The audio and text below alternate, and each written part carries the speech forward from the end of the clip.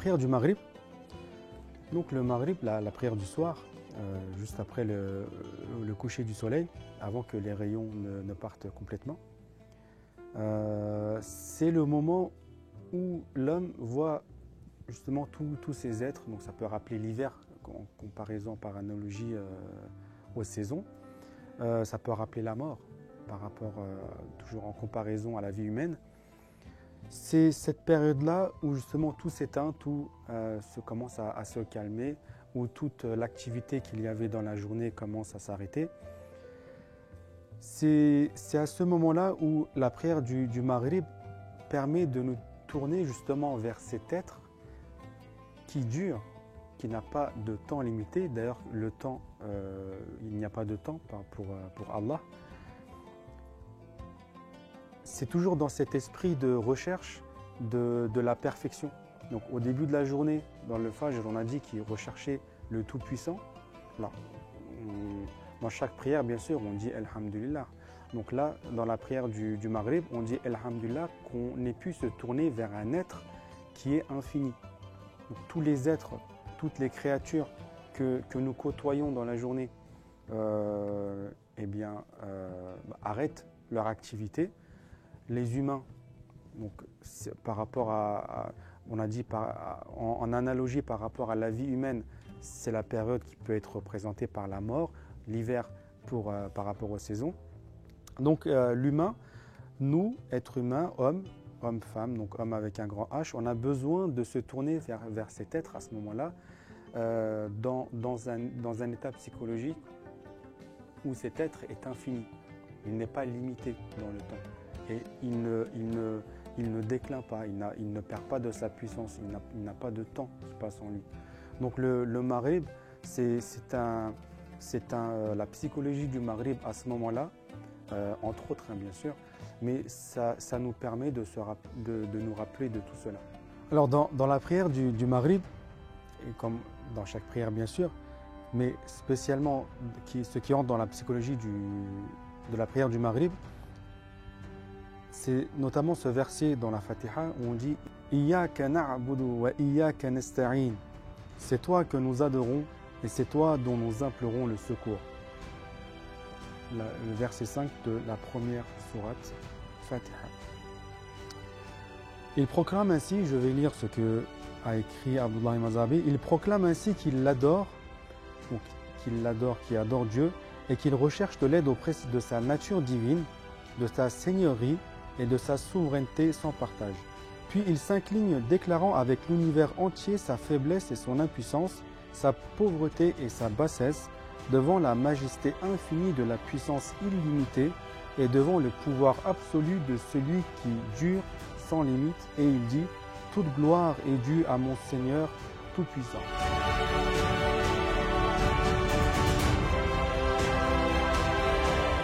On est arrivé à la prière du Aïcha, donc la prière de la tombée de la nuit.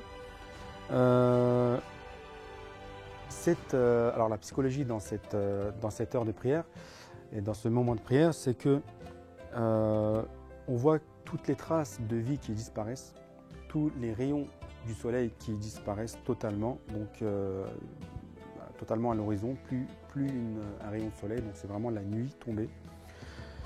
C'est là qu'on se retourne sur le très glorieux et le tout-puissant.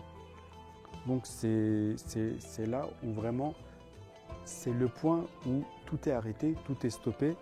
Et c'est là qu'on comprend vraiment toute la grandeur et la splendeur d'Allah qui a le contrôle sur la nuit et le jour, qu'il fait suivre le jour et la nuit. Il a le contrôle sur la page blanche du jour. Il a le contrôle sur la page noire de la nuit. Il a le contrôle sur le soleil, il a le contrôle sur la lune, il a le contrôle sur le vert de l'été et il a le contrôle sur le manteau blanc de l'hiver. Et donc quand l'homme, l'homme avec un grand H, les hommes, les femmes, mes frères, mes sœurs, on se retrouve dans la prière du Aïcha. Donc c'est avec cette psychologie qu'on peut commencer la prière. L'homme se met en contact devant le majestueux, le Tout-Puissant et celui qui a la beauté éternelle. On peut se rappeler à ce moment-là dans la sourate 6, Al-An'am, verset 75, où il est dit également que, c'est la phrase de Hazrat Ibrahim qui dit « La uhibbul afilin » je n'aime pas ceux qui disparaissent. Donc c'est le moment où il regarde, vous savez, il est en recherche du Seigneur, du Tout-Puissant. Donc il regarde plusieurs choses. Il regarde la nuit, il regarde, à la fin, il regarde le soleil. Et quand il voit que même le soleil, donc, qui est le plus puissant, en fait, qui est le plus visuellement dans la vie de l'homme, qui peut être la plus puissante chose qui peut exister, parce qu'il domine tout, il est tout en haut et puis il illumine les humains. Mais même le soleil, lui, se couche. Donc même lui, il disparaît. Et c'est là que le prophète, le Nabi, Hazrat Ibrahim alayhi salam, il dit la uhibbul afilin, donc il dit je n'aime pas ceux qui disparaissent. Donc on est vraiment dans cette mentalité où quand on fait la prière du Isha, c'est là où tout a disparu et qu'on se tourne vraiment sur celui qui est éternel. Donc il y a évidemment une relation avec la prière du soir. Donc on avait dit qu'il y avait donc ça rappelait la mort par rapport à la vie humaine, ça rappelait l'hiver par rapport aux saisons. Mais là c'est vraiment, on est au point le plus élevé où il y a de l'inactivité, où c'est vraiment Dieu qui est le seul, Allah qui est le seul être restant entre guillemets. Donc ça nous amène à cet état même, donc après la mort, à cet état où les gens sont seulement eux en face d'Allah. Donc on peut imaginer quand on va rendre des comptes, donc le jour du jugement, on va être seul avec nos actes devant Allah. Donc le Isha, ça peut rappeler justement ce moment-là que l'on va vivre chacun de nous, donc musulmans ou pas, en tant que créature, on va passer devant Allah. Donc cette prière El-Isha nous rappelle, peut nous rappeler ce moment-là. Le Isha, donc pour terminer sur le Isha, le Isha c'est également le dernier acte du coup qui est fait avant de s'endormir. Le prophète alayhi salatu wassalam, ce qu'il aimait faire, c'est que la prière du Isha, il essayait de le faire le plus tard possible et qu'après la prière du Isha, il ne parlait plus du tout et il rentrait directement chez lui. Et donc c'est vraiment la dernière chose, du coup, par conséquent, la prière, c'est la dernière chose qui est faite dans la journée et qu'on va se coucher juste après. Et donc, on finit notre journée juste avant le sommeil avec une bonne action. Alors du coup, on est toujours sur la Isha. On est sur la fin de la vidéo, donc il ne reste plus beaucoup de temps. Donc là, on est toujours sur le Isha. On va se concentrer un peu plus sur vraiment ce qui se passe à l'intérieur de la prière et notamment au moment de la Fatiha. Donc la Fatiha, c'est effectivement une sourate qui se dit, qui est récitée à chaque fois, à chaque unité de prière, que ce soit dans le Subh, dans le Dhuhr, dans le Ashr, dans le Maghrib ou dans le Isha. Mais spécialement dans le Isha, donc toujours suite à ce qu'on a dit tout à l'heure, donc on est tout seul devant notre Seigneur, on doit lui rendre des comptes, on est vraiment seul face à lui finalement, même s'il Dieu n'a pas de face. Quand on récite la Fatiha, on peut penser que quand on dit « Iyyaka na'budu wa iyyaka nasta'in », donc c'est seulement toi que nous implorons et c'est seulement toi que nous demandons de l'aide. On peut penser que via ces paroles-là, que toute la création d'Allah le dit en même temps via nous. Donc c'est vraiment toutes les créatures, c'est pas seulement ceux qui sont vivants aujourd'hui. Donc on peut, parce que le temps c'est juste nous qui sont dans le temps, mais toutes les créatures passées, présentes et même à venir, via notre sollicitation, via notre prière et notre récitation de la Fatiha.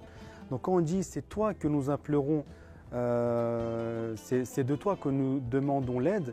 Donc nous, c'est vraiment toute la création d'Allah. Et c'est toujours avec cette psychologie où on continue la prière. Et quand on se prosterne, on dit Allahu Akbar, Dieu est le plus grand.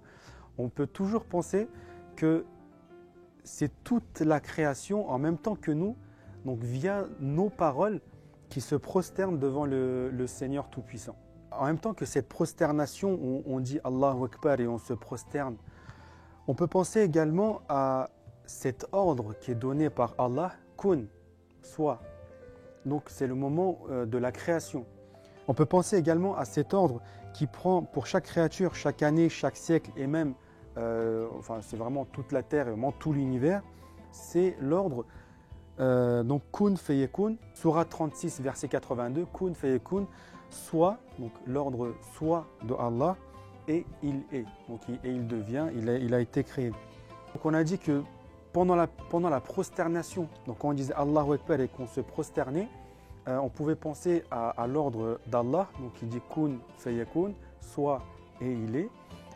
Quand on se relève, donc après cet ordre de soi, donc on peut imaginer que la création qui s'élève et qui se crée, on peut s'imaginer que nous sommes là, que nous venons d'être créés ou recréés et que nous sommes présents à servir Allah.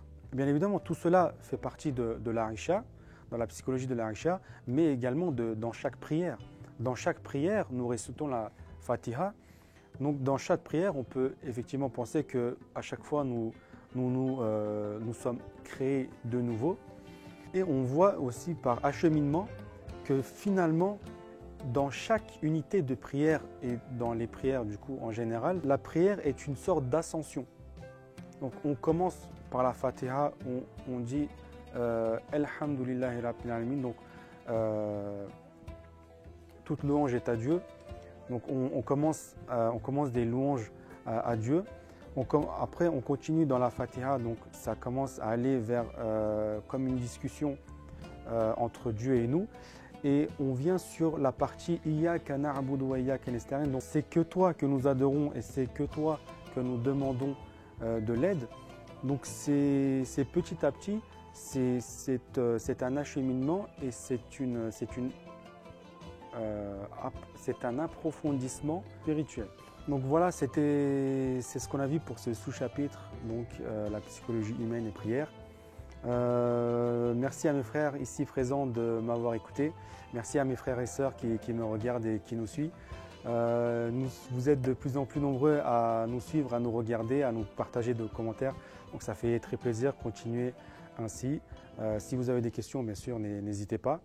Abonnez-vous également à notre chaîne YouTube et nous sommes également actifs sur toutes les plateformes de podcast. À bientôt.